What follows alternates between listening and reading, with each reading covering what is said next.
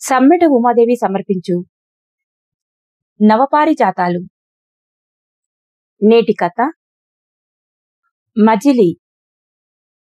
రచన జ్యోతి మువ్వల.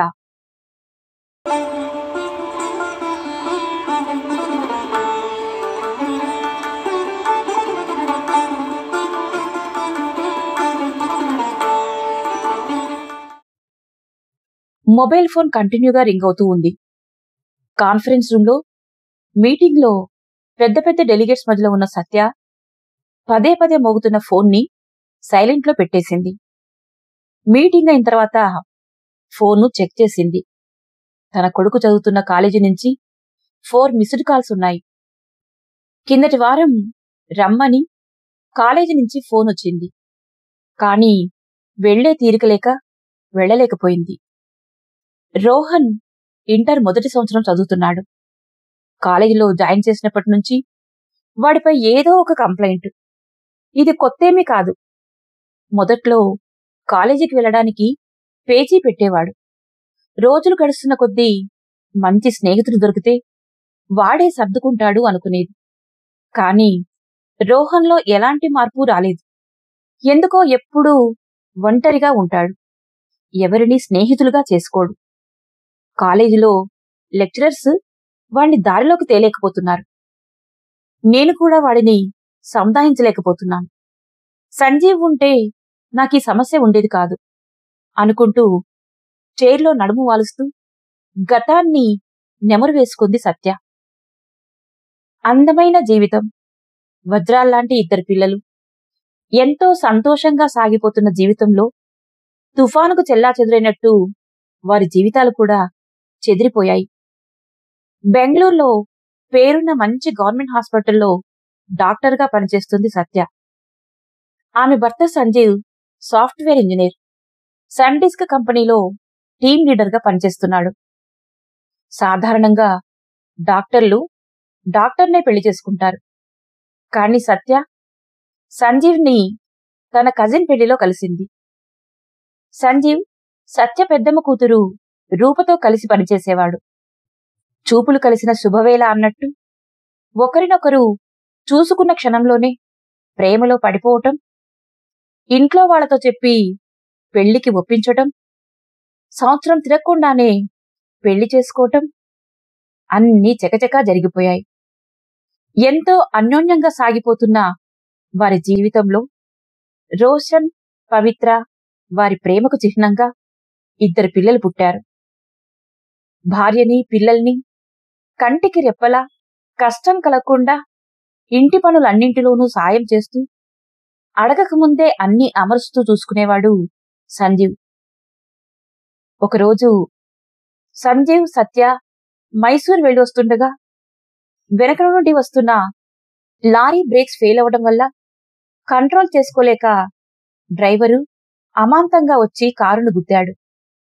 Sudden గా అలా గుద్దేసరికి కార్ని కంట్రోల్ చేయలేకపోయాడు సంజీవ్.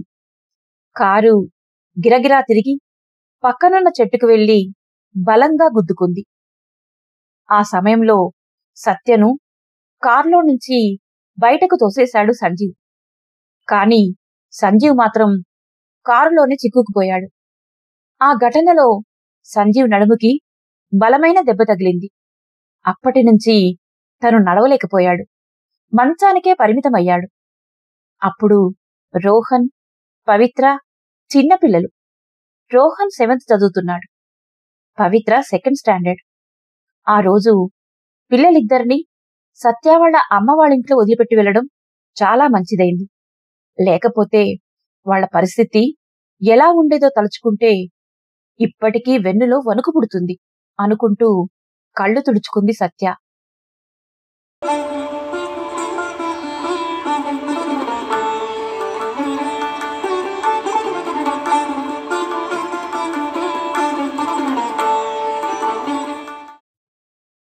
ఒంటరిగా సంజీవ్ని చూసుకోవటం సత్యకు కష్టమైపోయేది. ఒక పక్క ఉద్యోగం, మరోపక్క పిల్లలు. రోజూ హైరాణ పడుతూ కష్టపడుతున్న సత్యతో సంజీవ్, ఏదైనా టేక్ కేర్ చేసే హోమ్ ఉంటే అందులో నన్ను పెట్టేసేయ్ అన్నాడు. ఏం సంజయ్, నిన్ను నేను సరిగ్గా చూసుకోవడం లేదా అని సంకోచంగా ముఖం పెట్టి అడిగింది సత్య. నువ్వు చూసుకోవడం లేదని కాదు, 2 పిల్లలతో ఎవరి సహాయం లేకుండా నన్ను చూసుకోవటం నీకు కష్టమవుతుంది. నువ్విలా కష్టపడటం చూడలేకపోతున్నాను అన్నాడు. జాయింట్ ఫ్యామిలీలో అయితే ఎవరో ఒకరు సహాయంగా ఉంటారు. ఉద్యోగంలో పడి నా అనేవాళ్లను ఏనాడూ పట్టించుకోలేదు. ఇప్పుడు మంచాన పడి నీకు భారంగా తయారయ్యాను. బాగా సంపాదిస్తూ కాలు చెయ్యి సరిగ్గా పనిచేసినన్నాళ్ళు ఎవరూ గుర్తుకురారు. మనకు మనమే గొప్ప అనే భావనలో ఉంటాం. కాని జీవితం చాలా విచిత్రమైనది సత్య. ఎప్పుడు ఎవరికి ఏ పరిస్థితి కల్పిస్తుందో తెలియదు కదా అంటూ కళ్ళు తుడుచుకున్నాడు. సంజీవ్, ధైర్యం చెప్పాల్సిన నువ్వే ఇలా దిగులుగా మాట్లాడితే ఎలా? ఇంకా మనకిద్దరు పిల్లలున్నారు. వాళ్ల భవిష్యత్తును తీర్చిదిద్దాలి. ఫిజికల్గా నువ్వు సహాయం చేయలేకపోయినా మోరల్గా అయినా నువ్వు నన్ను సపోర్ట్ చేయాలి. ఇంకెప్పుడు ఇలా మాట్లాడకు అంటూ భర్త ఒడిలో తలపెట్టుకుని కన్నీరు పెట్టుకుంది సత్య. అలా 2 సంవత్సరాలు గడిచాయి. కొంతకాలం తర్వాత ఎమర్జెన్సీ కేసులు ఎక్కువగా రావటం వల్ల హాస్పిటల్లో బాధ్యతలు పెరిగి సత్య సమయానికి ఇంటికి రాలేకపోయేది. పోనీ పని మనిషిని పెట్టుకుందామంటే లేవలేని స్థితిలో ఉన్న సంజీవ్కి అన్నీ మంచం మీదే. ఇల్లంతా అదో రకమైన వాసన. కుటుంబ సభ్యులు ప్రేమతో భరిస్తారు కాని పేషెంట్ ఉన్న ఇల్లని పనివాళ్లెవరూ రావడం లేదు. అందుకే సత్య ఇంట్లో సాయంగా ఉండేందుకు వాళ్ళ అమ్మా నాన్నని పిలిచింది. కొన్నాళ్లు సత్యకు తోడుగా ఉంటూ సాయం చేశారు. కాని సత్య తమ్ముడు విదేశాలలో ఉండటం వలన తన భార్య డెలివరీకి సహాయంగా ఉండాలని వాళ్ళ అమ్మా నాన్నను తీసుకెళ్లిపోయాడు. పవిత్ర కాసేపు పక్కింటి పిల్లలతో ఆడుకునేది. కాని రోహన్ తండ్రికి సాయంగా ఉంటూ ఇంట్లోనే మొబైల్ ఫోన్ చూస్తూ టీవీ చూస్తూ కాలక్షేపం చేసేవాడు. ఒక్కోసారి పిల్లలు సత్య కోసం ఎదురుచూసి ఆకలితోనే నిద్రపోయేవారు. ఇదంతా గమనించిన సంజీవ్ ఇంట్లో పనిచేయటానికి పనివాళ్లు వస్తే సత్యకి సాయంగా ఉంటారు. పిల్లలు కూడా సమయానికి తినగలుగుతారు. తాను కేర్ టేకర్ హోంకి వెళ్లిపోతేనే ఈ సమస్యలన్నింటికీ పరిష్కారం దొరుకుతుందని నిశ్చయించుకొని సత్యతో గట్టిగా చెప్పాడు. ముందు నిరాకరించిన సత్య పిల్లల భవిష్యత్తు గురించి తన నిస్సహాయ స్థితికి తలవంచి సరేనంది. అలా సంజీవ్ని టేక్ కేర్ హోంలో జాయిన్ చేసింది.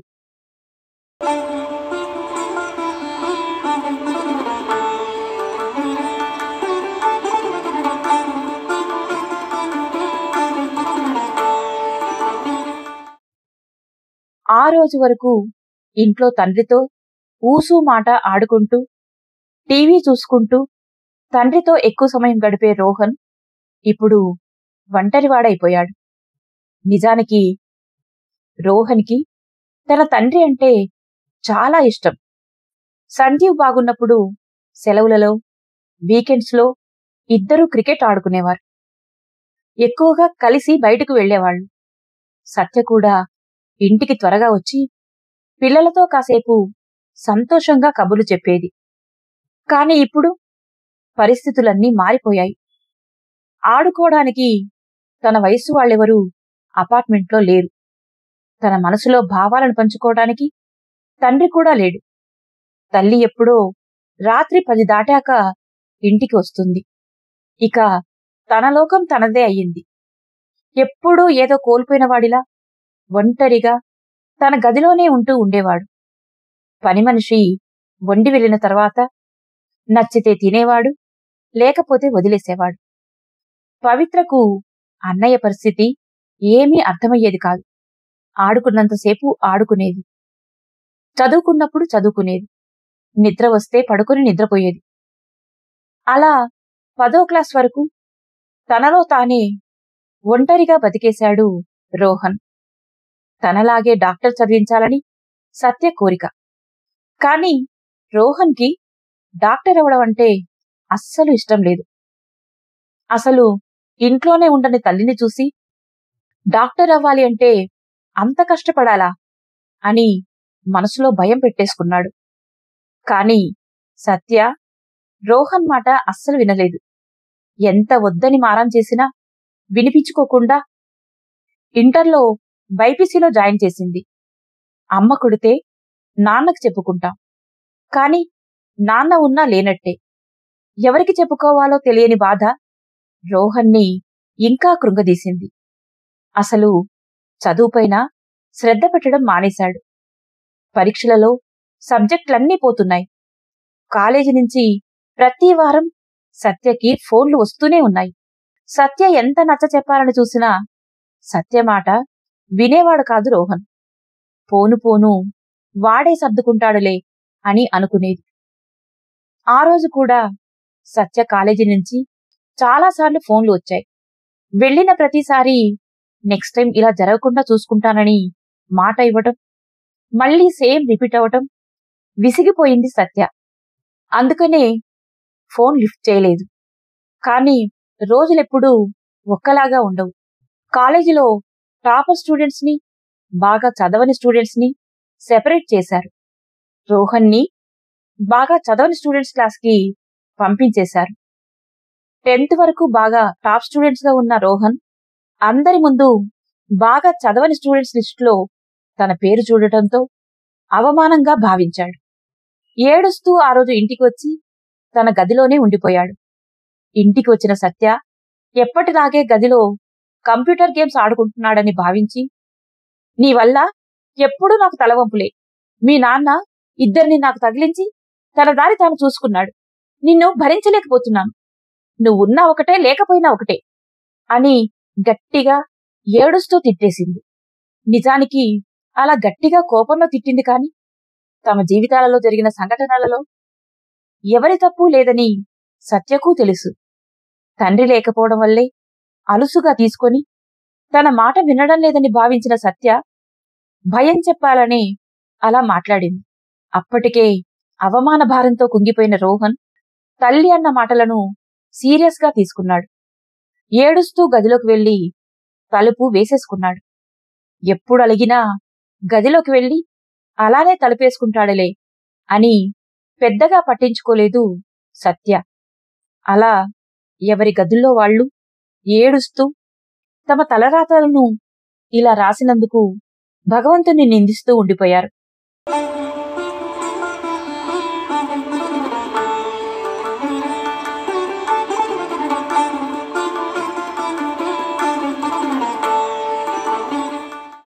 సత్య ఎప్పుడు తిట్టినా తన గదిలోకి వెళ్లి తలుపు వేసుకోవటం రోషన్కి అలవాటే. పవిత్ర వెళ్లి అన్నను బతిమాలి తీసుకువచ్చేది.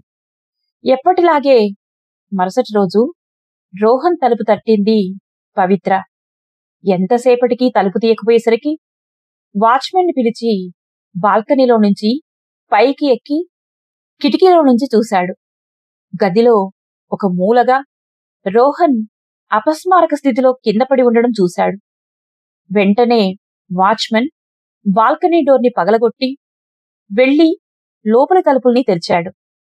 మంచం పక్కనే పడి ఉన్న మాత్రలను చూసి ఆత్మహత్యాయత్నం చేశాడని తెలుసుకున్న సత్య ఫస్ట్ ఎయిడ్ చేసి వెంటనే పక్కింటి వాళ్ల సాయంతో కారులో హాస్పిటల్కి తీసుకెళ్లింది. తను స్వయంగా డాక్టర్ అయినా కూడా తన బిడ్డను ఆ పరిస్థితిలో చూసి విలవిలలాడిపోయింది. కళ్ల ముందు చావు బతుకుల మధ్య కొట్టుమిట్టాడుతున్న కొడుకును చూసి తల్లడిల్లిపోయింది. అలా కన్నీరు మున్నీరుగా ఏడుస్తున్న సత్యను తనతో పనిచేసే డాక్టర్లు ఓదార్చలేకపోయారు. డాక్టర్లు అతి కష్టం మీద రోషన్ కడుపు క్లీన్ చేసి ప్రాణాలను కాపాడారు. భర్తకు దూరమైన సత్యకి అసహనం, జీవితం మీద విరక్తి కలగడంతో ఆశలన్నీ వదులుకొని పిల్లల కోసం మాత్రమే బ్రతుకుతూ తండ్రి లేని పిల్లల్ని బాగా చదివించుకోవాలి అంటే బాగా సంపాదించాలి అనే తలంపులో తన ఉద్యోగం మీదే శ్రద్ధ పెట్టి 24 గంటలు పని రాక్షసిగా మారిపోయింది.